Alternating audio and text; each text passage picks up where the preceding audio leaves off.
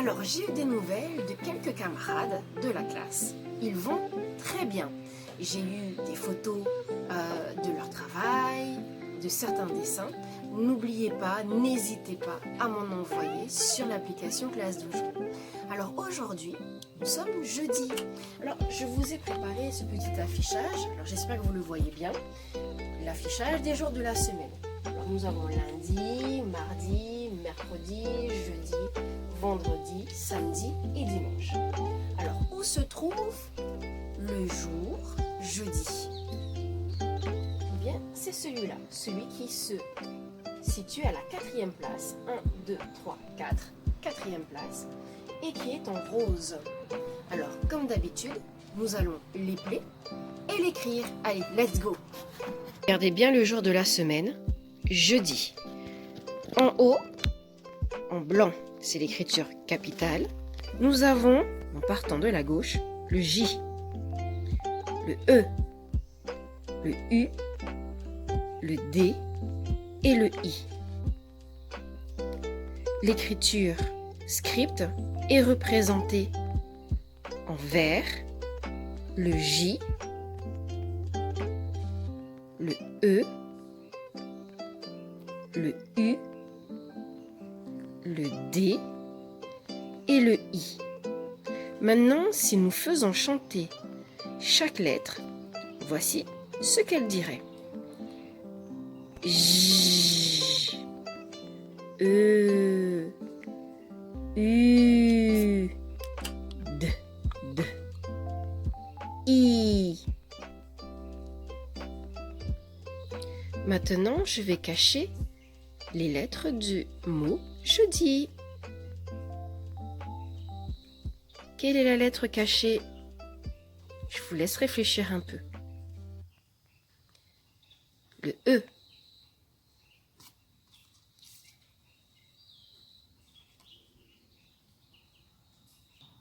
Deuxième lettre cachée. Le D.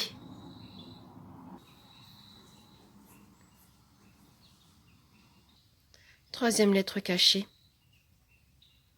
Le J. Le J.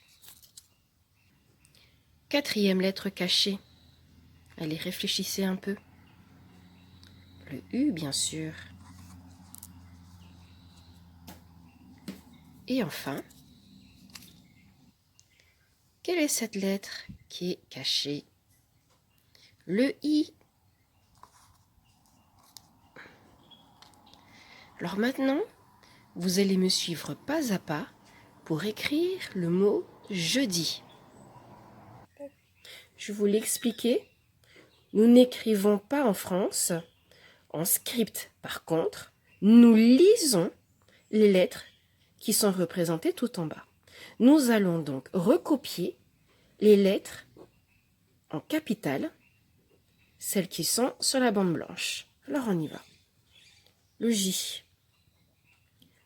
Alors on va faire comme une sorte de canne. Un trait tout droit qui descend. Et là, je vais remonter un tout petit peu vers le haut.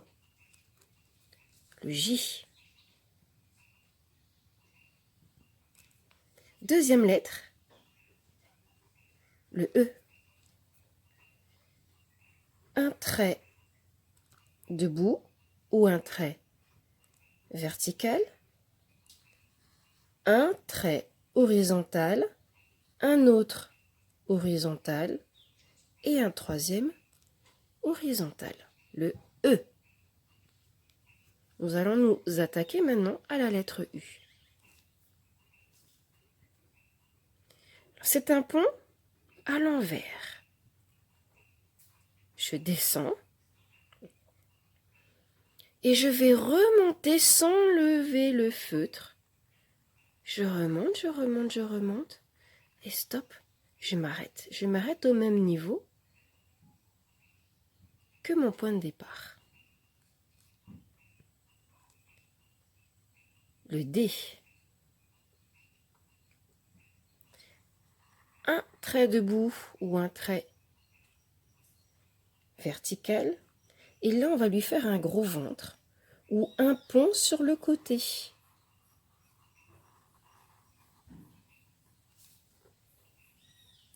Et enfin, la dernière lettre, c'est la plus facile à réaliser, c'est le I. C'est juste un bâton tout droit que nous devons faire. Et voilà, vous avez écrit le mot « je dis ». Nous revoilà. Alors maintenant, je vais vous expliquer, pas à pas, comment faire le livre à compter, les enfants. Soyez bien attentifs. Alors on va évidemment s'appuyer sur le fameux livre « La chenille qui fait des trous ». J'ai travaillé un tout petit peu à l'avance pour vous montrer à quoi doit ressembler le livre à compter. C'est un modèle. Vous pouvez évidemment faire d'autres modèles en fonction de votre imagination. Alors voici ma première feuille. La chenille mange une pomme. Deuxième feuille, elle mange 2 poires. Troisième feuille, elle mange 3 prunes. Quatrième, 4 fraises. Cinquième, 5 oranges. Sixième feuille, elle mange un peu tout et n'importe quoi. Et le 7e jour, et la 7e feuille, elle va manger une belle grosse feuille. D'accord? Pour que votre travail soit propre, il faudrait que vous puissiez réaliser chaque fruit sur une feuille, comme je l'ai fait. D'accord? Allez, let's go, on y va. Les enfants, pour réaliser le livre à compter, il vous faut quelques feuilles, des feutres et de la colle. Alors, si vous vous en souvenez, lundi, la chenille mange quelque chose. Quel est le fruit qu'elle mange? Une pomme, bien sûr. Là, voilà cette jolie pomme. Alors, on va essayer de la dessiner. On va faire de notre mieux, d'accord? Et juste à côté, on marquera le nombre de pommes que nous voyons. Combien de pommes voyez-vous, les enfants? Il n'y en a qu'une. Excellent. Alors, on y va au travail. Alors, allez-y avec moi. On va dessiner comme une sorte de rond. D'accord.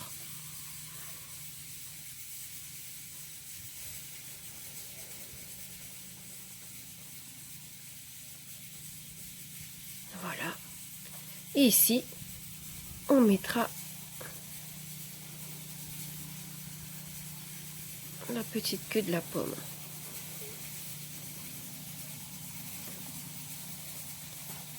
Il ne reste plus qu'à la colorier. Juste à côté, vous écrirez le nombre 1.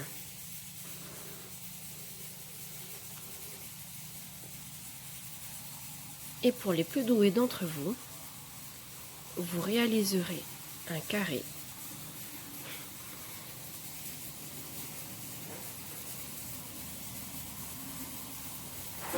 c'est la constellation du dé avec un point à l'intérieur. Voilà le résultat de ce que nous avons. D'accord? On complétera la feuille de la pomme plus tard. On passe à mardi. Que mange la chenille le mardi? On va vérifier dans le livre. La chenille mange évidemment 2 poires. Donc on va les dessiner de nouveau, d'accord? On va les dessiner, pardon. On va représenter donc 2 poires. Alors on y va.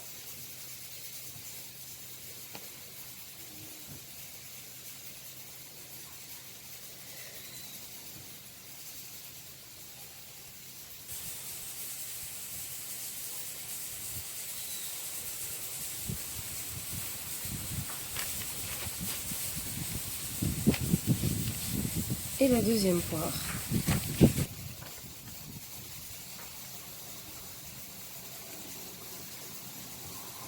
Elle sera peut-être un peu moins belle que la première.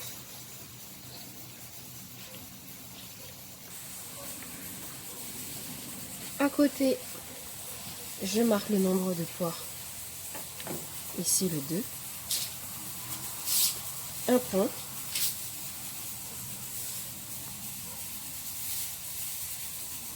Un trait oblique ou un trait penché et un trait couché ou un trait horizontal. Et comme je sais que j'ai des élèves qui travaillent très très bien, vous réalisez un carré sur la même feuille et question: combien de points allez-vous mettre dans cette phase de dé? Eh bien oui, 2. 2. Alors on y va. Un premier point et un deuxième point. Je vous laisse colorier vos poires. Voilà mes 2 poires coloriées. D'accord? On passe à mercredi. Alors, est-ce que vous vous souvenez de ce que mange la chenille le mercredi? La chenille mange 3 prunes. D'accord? 3 prunes. On en voit 2 ici, plus une autre. On va essayer de dessiner les prunes, d'accord? Alors on va dessiner, voilà, ce sont des ronds allongés, on appelle ça un ovale.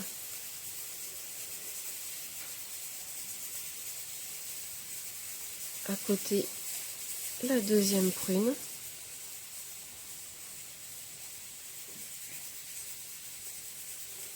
Et la troisième prune. On dessine la petite queue.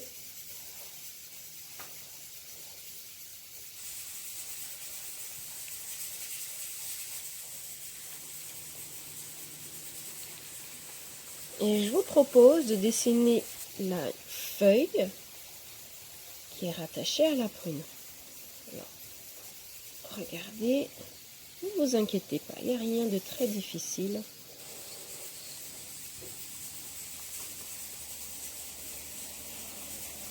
On fait les nervures de la feuille. Et je vais faire ici.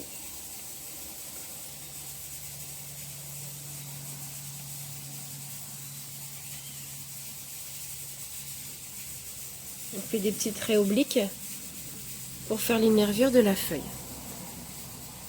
J'ai 3 prunes. Je vais écrire ici le chiffre 3. Oups. Alors, c'est un pont sur le côté. Regardez, un pont. Et un deuxième pont sur le côté. 3. À côté, je réalise le dé.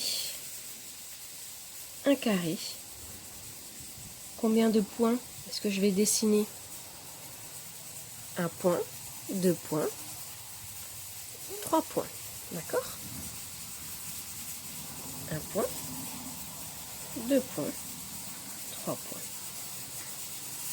Je vous laisse colorier votre chef-d'œuvre et on passera après à jeudi. Voici les 3 prunes coloriées. On passe à jeudi. Alors, que mange la chenille jeudi? Mais bien sûr, ce sont 4 fraises. On va vérifier cela dans le livre. Voilà, on vérifie. Regardez. J'ai une fraise, une deuxième fraise, une troisième, une quatrième. Ça me fait effectivement 4 fraises. On va les dessiner. Alors, peut-être que le dessin de la fraise sera un peu plus difficile à réaliser.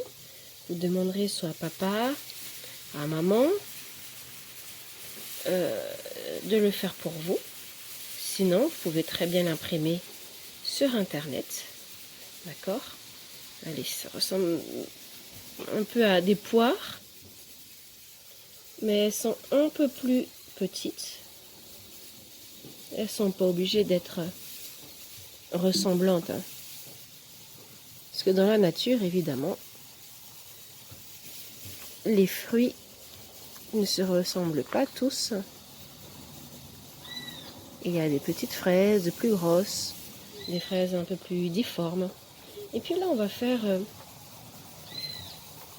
ici les petites feuilles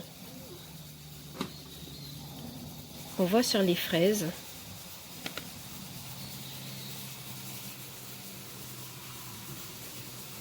Ouais, je suis pas très douée, hein.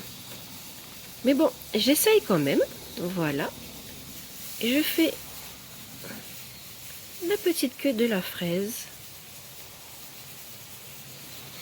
Et là, tac.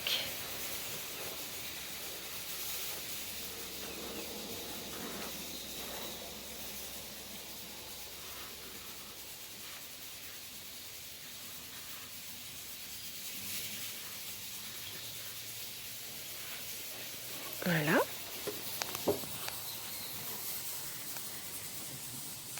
On lui fera aussi des petits points.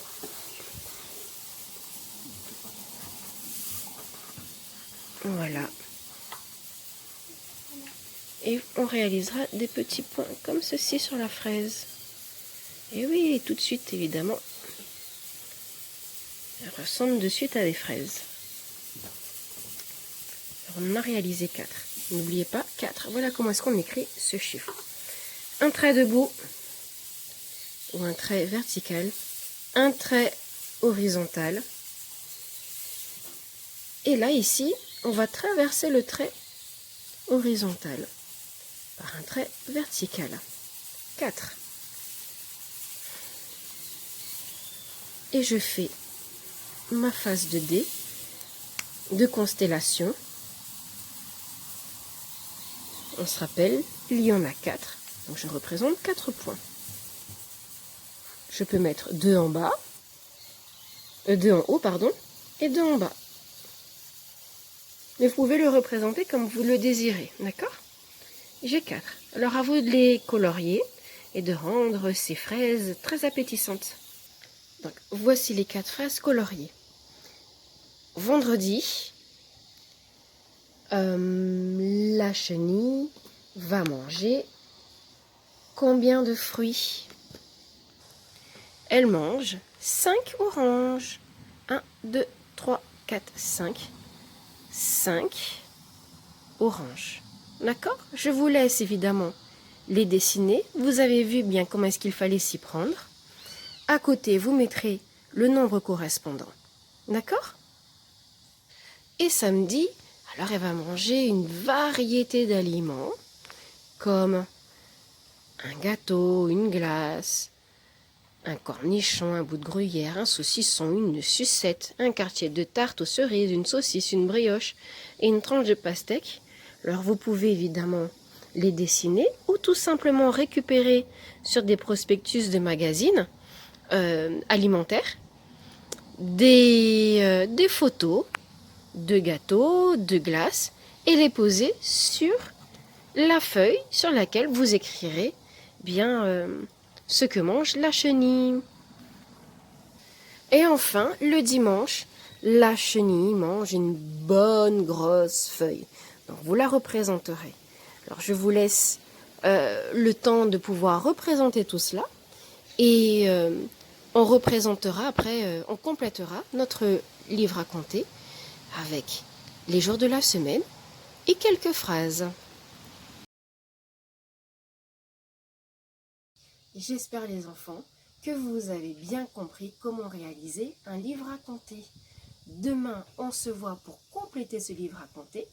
Les enfants, on se dit à plus et à demain. Au revoir.